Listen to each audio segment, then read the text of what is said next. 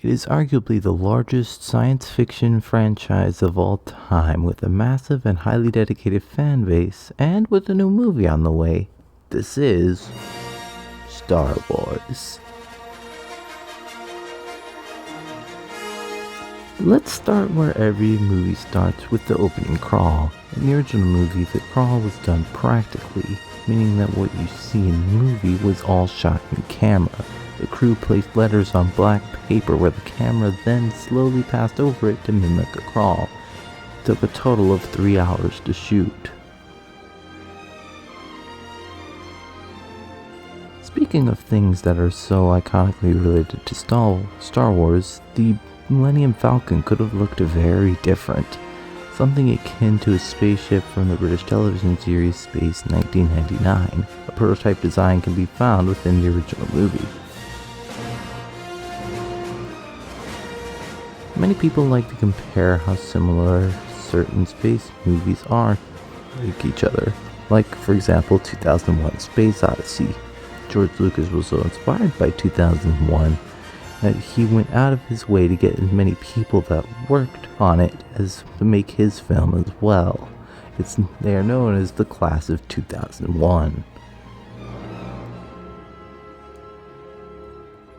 There's some pretty ridiculous currency all over the world. However, in Niue, Star Wars coins can be used as actual currency. They're worth 2 New Zealand dollars to around 2,000 people on the island. Most more hardcore fans of the franchise may know that Episode 5 was under the code name of Blue Harvest, which was supposed to be a horror movie. But what you may not know is that the crew actually considered filming it after sandstorms halted shooting for several days.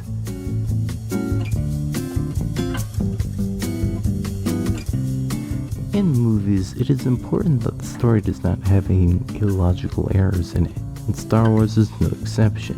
When Mark Hamill was scarred from a car crash, the writers wrote an in-universe explanation that he was mauled by a wampa as to not disturb the continuity.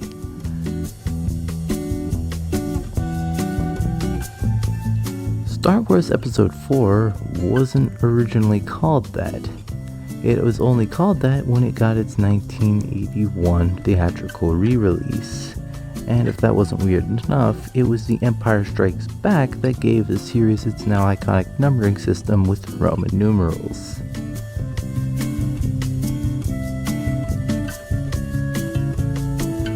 Star Wars Episode 7, The Force Awakens, had many good directors pass it by, such as David Fincher, Brad Bird, Guillermo del Toro, and Matthew Vaughn.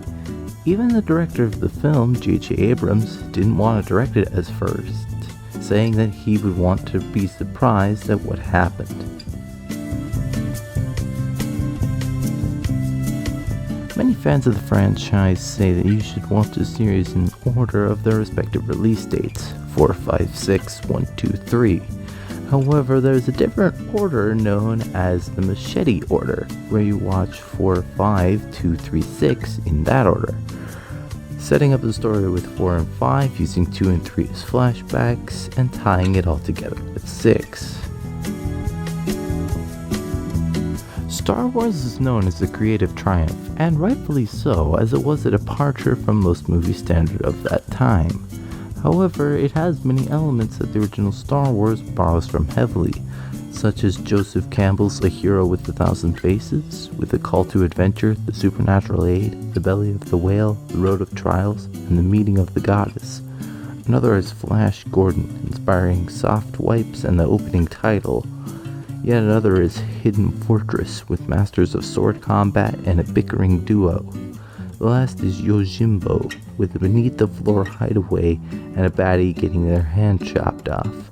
There's far more where that came from, and I'll leave a link in the description to a video that shows many of the similarities.